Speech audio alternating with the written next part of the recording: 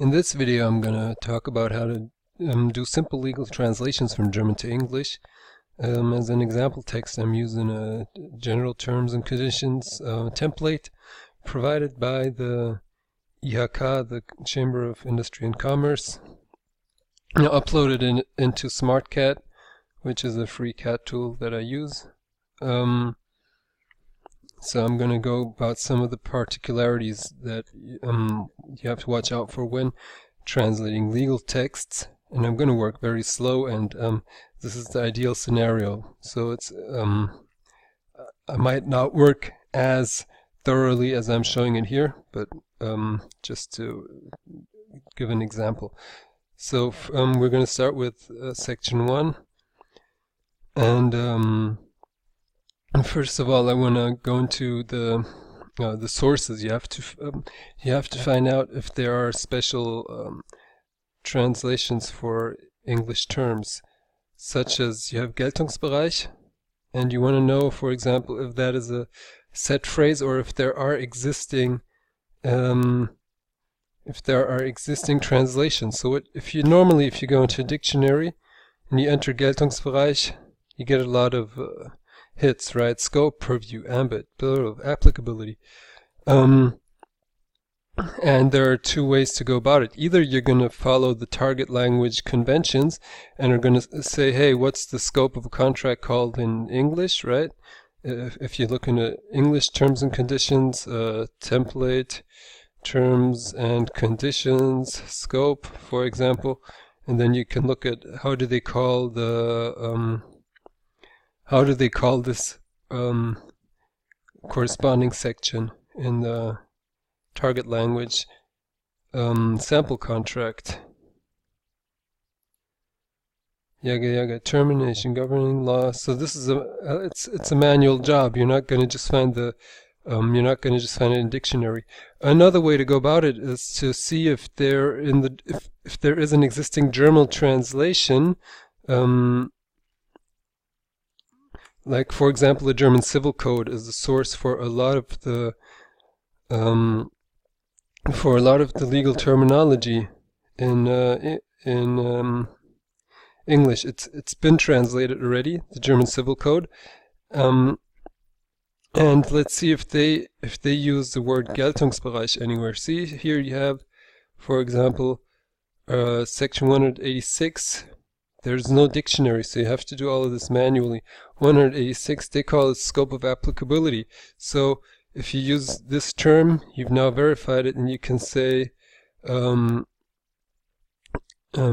hey, I got this term from the semi-official translation of the German Civil Code, right?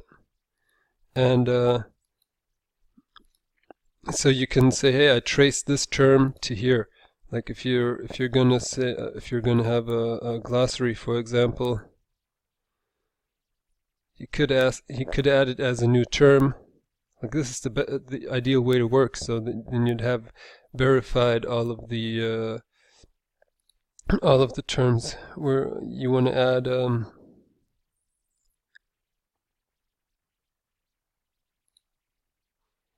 Look it up in the dictionary. So we don't have a glossary here. Make a new glossary, create glossary, TEEN, legal, for example, and you're gonna have it from German to English.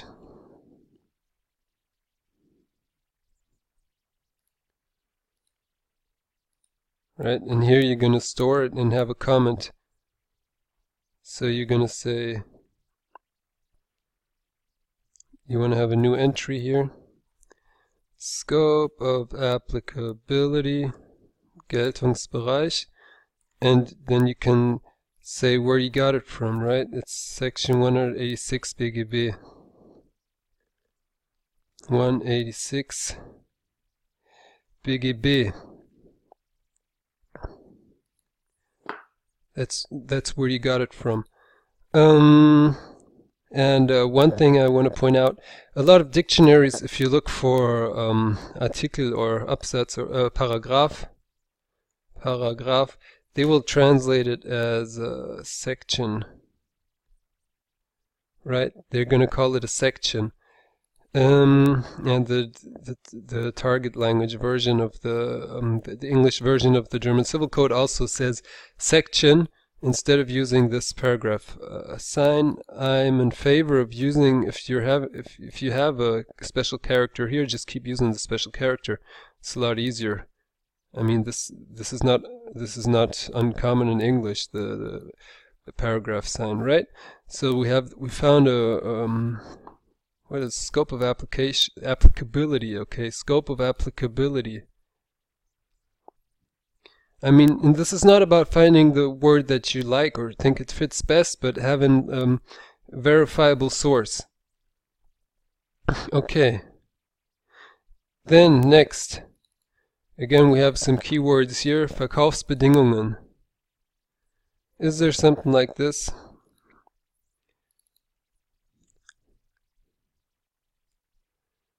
Terms of sale. I mean, I would go for terms of sale. And I mean, these are not extremely particular thing, but see, there are, this is a term used in English, right? Terms of sales, blah, blah, blah. So we're going to say, these terms of sale apply only for Unternehmer. And see, here again we have a term that's a legal term, and we can look it up. Unternehmen, natürliche Verbraucherperson, Unternehmer. There are many ways to translate this once again, right? And when you're translating legal documents, you don't just go for the dictionary and choose it. You know, normally you would go, oh, I'm going to go to the dictionary, I have all these choices, entrepreneur, contractor, businessman, operator, enterpriser, and I'm just going to go pick the one that I like. Nope, that's not the way to do it. You have to see what is already being used, what's common in the particular context of the German law. They're going to probably be using the term that's used in a official translation of the German Civil Code. So they call it an entrepreneur, right? And there's many other ways, there's many other things to call it. So you're going to have to entrepreneurs, because the standard contract terms, they're very often based on the German Civil Code. So you're going to have to use the same terminology as the Civil Code. This is rarely ever in the specifications for translation projects, but if you want to do a good job, it really helps to have this huge reference and not have to rely on a dictionary with inconsistent results. Then, oh my God, juristische Person des öffentlichen Rechts, right? And this is slow. Legal persons under public. You cannot just, you can just use the machine translation, right? These conditions of sale apply exclusively to entrepreneurs, blah, blah, blah, blah, blah, blah. But then you're not sure that it's using the right terms. Apply only for entrepreneurs.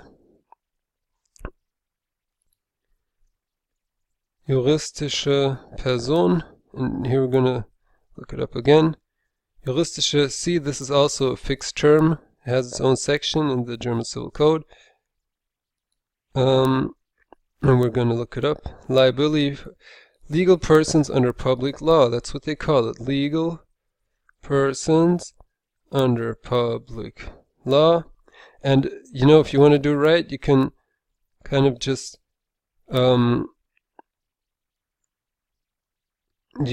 go and document all your translation choices and the sources in your source translation, in your glossary.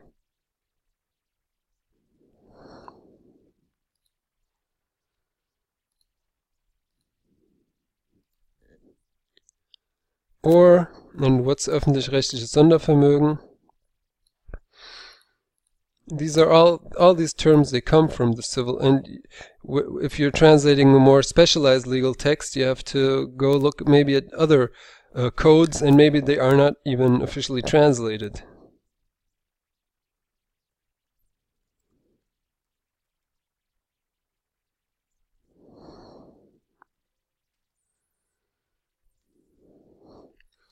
So there's no section title here, so we're going to have to search the whole text, right? I want to find the word Sondervermögen. See, they use it in section 310. Öffentlich-rechtliches Sondervermögen. I want to have the exact same word from the... And there's no dictionary or glossary that's going to give you this term, so I'm going to have to skip to 310 myself. Scope of application. See, they're not even consistent themselves. In one instance they say scope of applicability, in others they say scope of application, even in the translation, official translation. Illegal contracts with an entrepreneur, legal person under public law, or a special fund under public law. That's what they call it. Special fund under public law, or special fund under public law.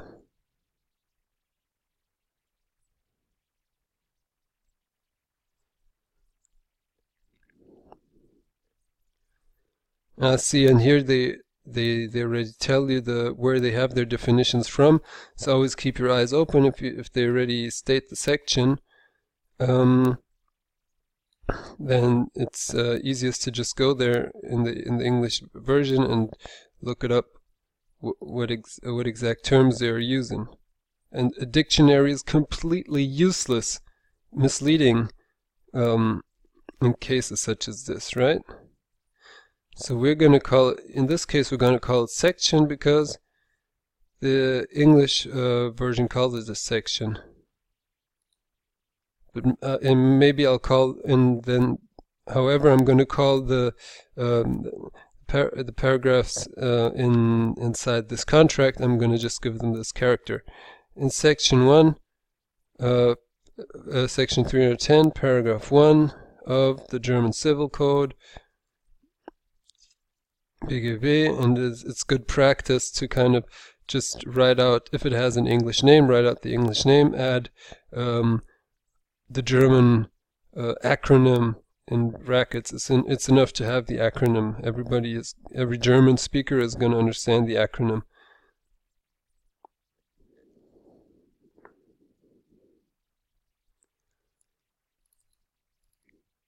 See, and here you can find all this terminology in the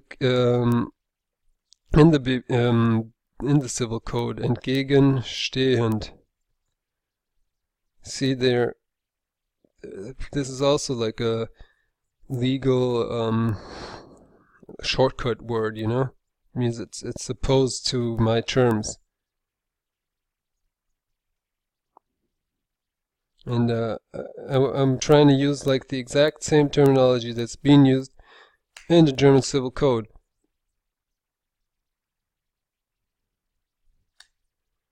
There's several, so I'm just gonna go to 1745.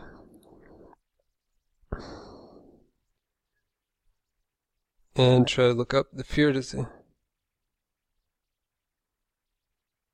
adopted, prevented if it is to be feared that the interests of the child be adopted are endangered by children or the adoptive parent.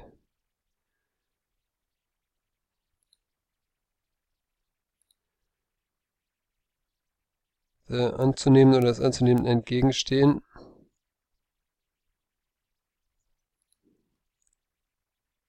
If overriding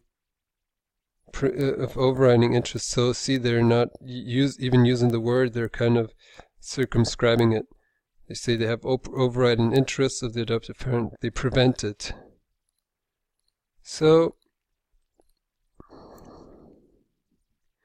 I mean, this, for example, this term is entgegenstehenden is not the same as the entrepreneur or a legal person under public law, because this is a legal figure of speech and not a fixed legal term that's defined in the law.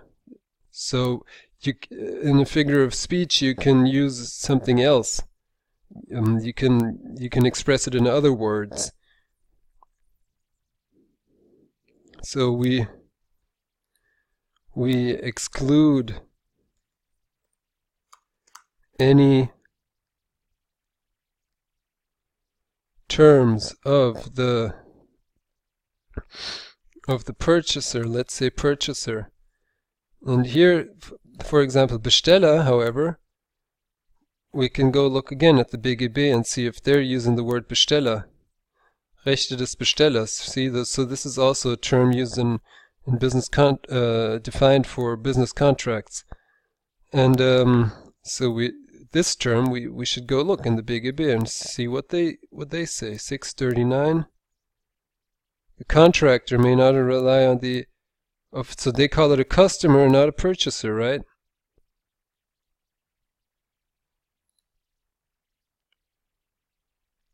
But even here in the BGB translation, you see the inconsistency, because here they say Unternehmer, and then here they call it a contractor, where before they were using entrepreneur, and but here they're using a customer.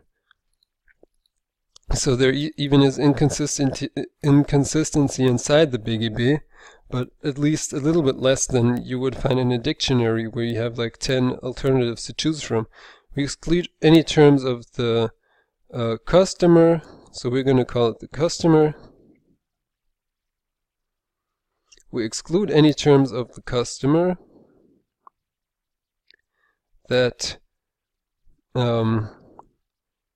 any contradicting, right? Any terms that contradict ours, or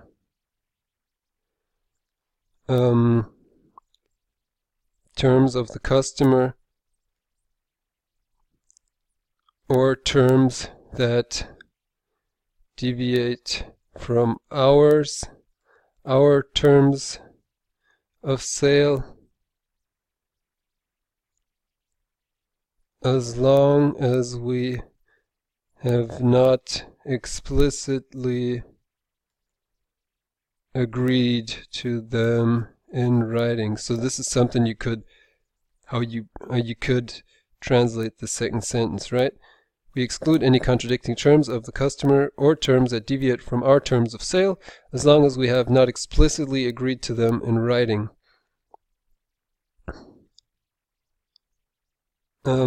Let's compare it to the machine translation. We recognize that conflict with or differ from our sales conditions of the purchaser only if we expressly agree to their validity in writing. So this makes no sense at all, right? You have to really grasp the meaning. It's not that easy.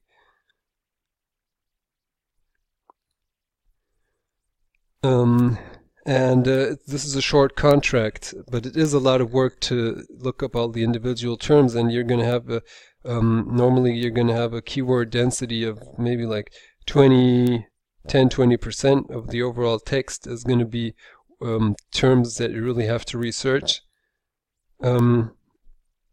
These terms of sale, these terms of sale apply for all future.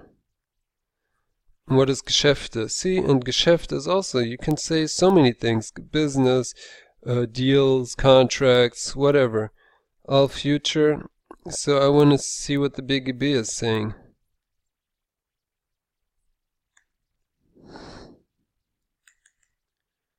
And here it's also used in various contexts, you know, and it might be translated differently.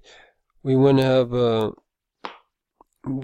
it in the context of contracts between businesses, Rechtsgeschäfte. Maybe we can use this one, section 3, title 1.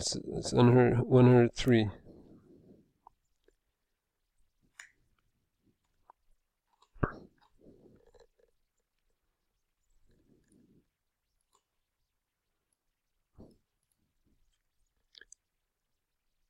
Up. So now it crashed. Let's go back. Up.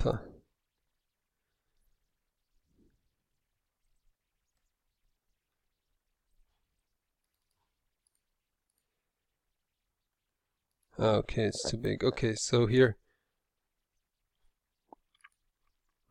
My zoom is out of control. So what do they call Rechtsgeschäfte? We were looking for that. Legal transactions. So That's what we're going to call. On the other hand, you know, here they also have a inconsistency.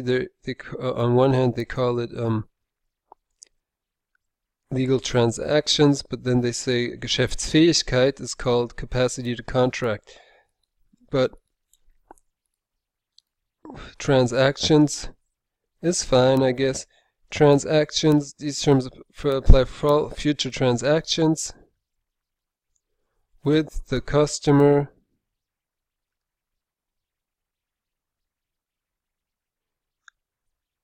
which are so here they're adding a restriction which can be summarized in one word.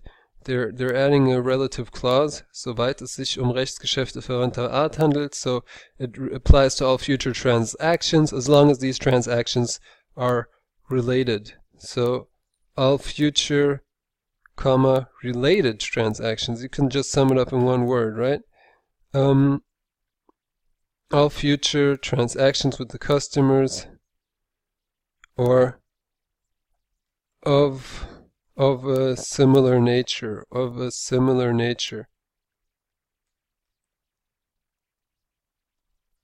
You can express it much shorter. You shouldn't go word for word here. And with if we compare this to the machine translation, see, to the extent they are related legal transactions. So this is very verbatim. It's just repeating what is written there. This sale also apply to all future business with the customer to the extent they are related legal transactions. This is completely confusing, right? Here it's not even a comma or anything. It's just one straightforward sentence. And then we have additional information in brackets. As a precaution, the terms of sale should always be enclosed with the order confirmation.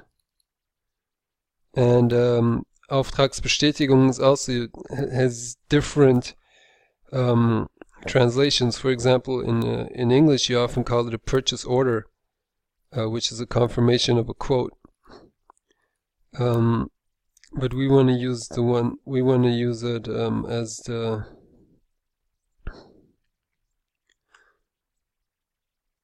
we want to use a term or check if there's a similar term in the BGB, for example.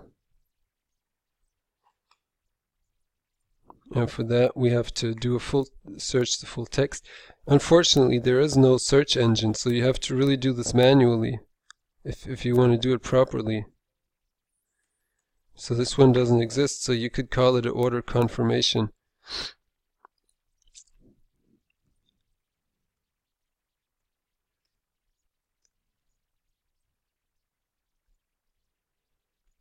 So this is just, see, this was very, very slow. We've translated 3 segments, and this has been 20 minutes. See, I've shown it very slowly, but if you really work conscientiously and very slowly, you're going to produce a lot better legal translations, but it's of course going to cost more time.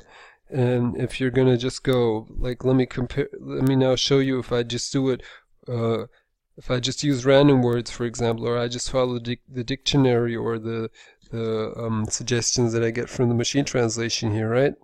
So I could do a lot faster. Let's see how, like, I could do the next 3 segments maybe in a couple of minutes, right?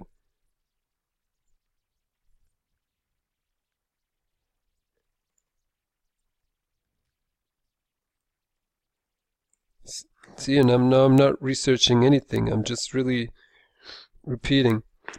Here is not here the machine suggestion is not usable.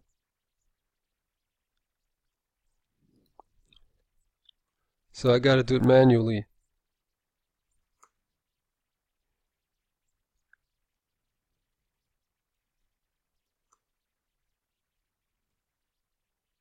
if an order is to be considered an offer, see, now I'm not researching anything, but you already see the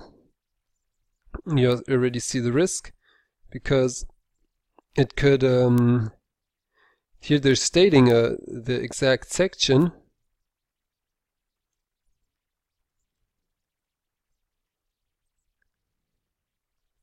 They're stating section 145, but if I go there, if I just use any word, you know, I'm just going to say an offer according to section 145, but then somebody goes and looks it up, and it might be a completely different word, but I'm just not going to verify it. I'm just going to go ahead.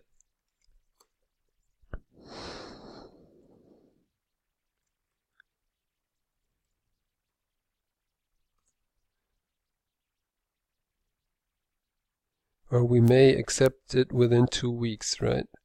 It's good to use like may, shall, will. Specifically, like may is we have an option, shall is we don't, and whatever. If an order is to be considered an offer in German Civil Code, we may accept within 2 weeks. Submitted documents, I'm just going to use that. I like sentence case. So see here, the machine translation is also completely useless. So again, we've got to do it manually, but I'm not going to research. All documents, right? The documents always come first. They're the subject of the sentence, yet they have to be placed first. Submitted to the customer, that's what we call them, right? In connection with the order confirmation, Auftragserteilung, Auftragsbestätigung. These are different words, but they basically mean same thing. Such as calculations, drawings, etc. And here actually the subject is the person, so they have to come first. And German can place the subject anywhere, so they place the wir at the end, but this is not an English sentence, so we reserve the rights to ownership, or the property and copyrights. We reserve the property and copyright to all. We reserve the property and copyright to all documents submitted to the customer in connection with the order confirmation, such as calculations, drawings, etc.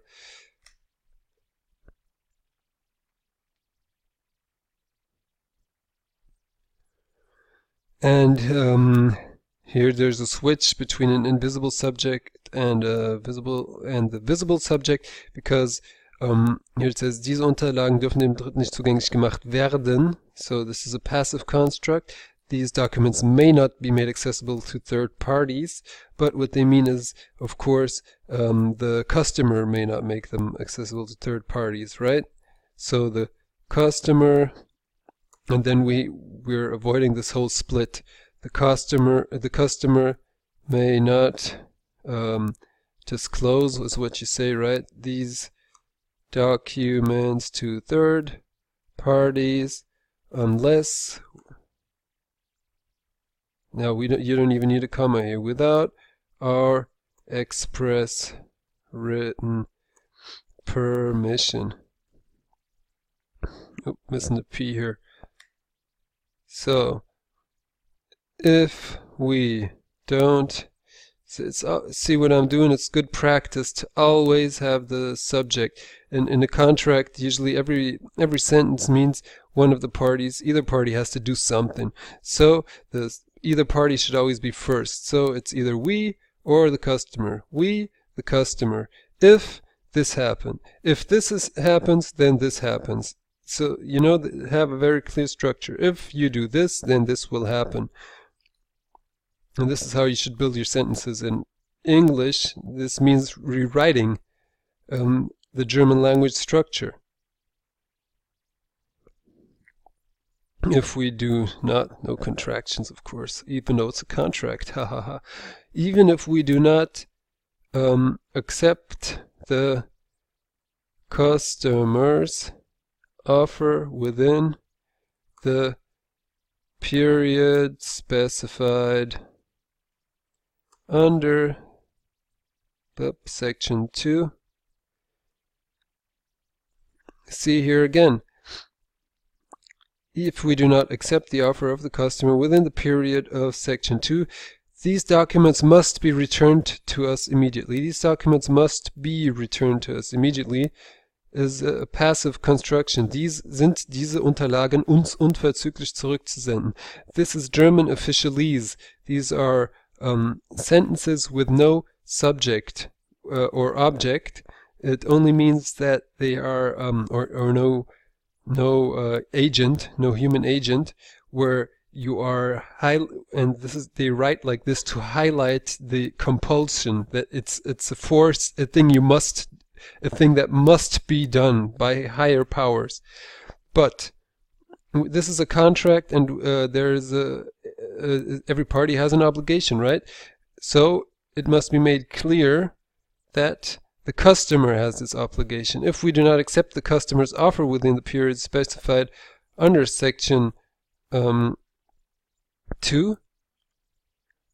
the customer must immediately send these documents back to us.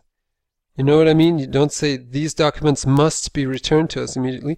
You say the customer must immediately send these documents back to us. The customer is responsible. That's what a contract does. It says who has to do what.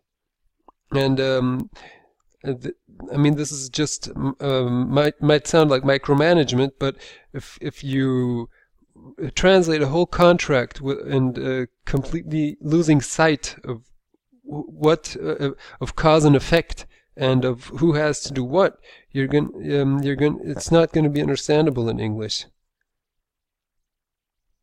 Okay, so here I translated without researching the target terms. See, and then I have this case of the over here where the offer is defined. Sofern eine Bestellung als Angebot, so this term is defined in section 145 of the German Civil Code, and I did not look it up because I wanted to work fast, right? So let's go there now and see if it's really called an offer. It could be called something completely else, you know. Maybe I'm right, maybe I'm wrong, but I didn't check, and that's the thing. So if the customer later comes, my client, and says, "Hey, you use the wrong term. There's the law uses a completely different term," then that's embarrassing because it shows I didn't do my research. But now let's go look. Maybe 145. What they call it? Nope. Section 145. Section, no, I went to 145. So here, binding effect of an offer. So they call it an offer. I was lucky, but they could have called it something else, like a quote or something, you know, and then I would have been wrong. So if you see there's a term with a legal, especially if you see that the term is defined in the law, sometimes it's not clear because there's no section. But if it's so obvious, you got to go and look and see what it's called. Otherwise, you're gonna if someone double checks your work, they're gonna see that you've been working sloppy, right?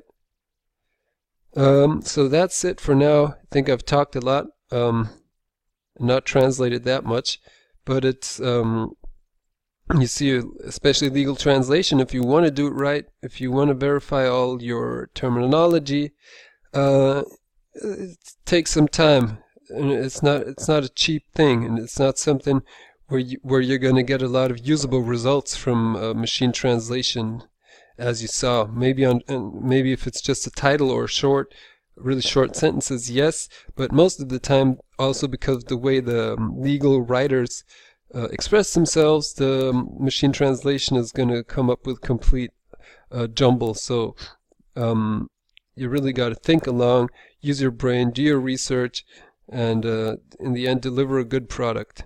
That's what it's all about. Thanks. And if you have any questions, comments, just leave them below.